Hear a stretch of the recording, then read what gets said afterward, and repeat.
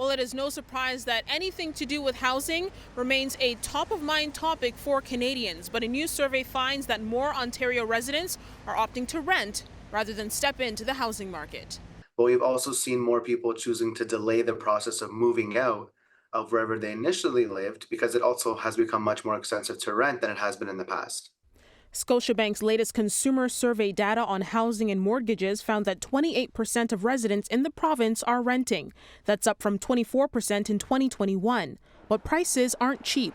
According to a recent report from rentals.ca and Urban Nation, the average rent for purpose-built and condo apartments in Ontario is nearly $2,400. That cost may be something people are willing to bear, instead of being locked in a multi-year mortgage. One big factor is that the decision to rent is typically easier to get out of than the decision to buy. Michael Boutros is a former senior economist at the Bank of Canada. With the recent benchmark interest rate cut from the central bank earlier this month to 3.75%, prospective buyers are wondering whether a market shift is on the horizon. Ultimately, the question is, what is the interest rate on my mortgage?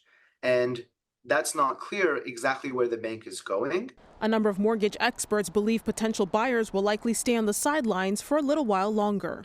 Everybody's trying to time the market so that waiting for the right moment where the interest rates are low enough before the prices start to escalate at a fast rate. So this balance is what people are trying to achieve. And that may be the case. The survey also found that 38% of people in Ontario are intending to buy a home within 5 years.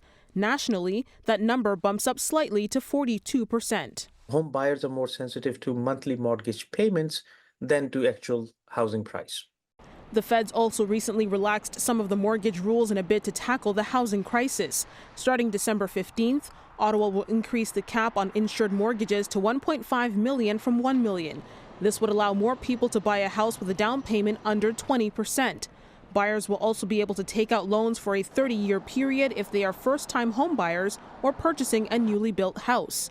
It's unclear, though, if these new incentives will spur enough consumer confidence. When the market is such that the cost of mortgage is very high, none of these factors or benefits are strong enough to counteract the expensive mortgage resulting from higher interest rates. Afua Baah, City News.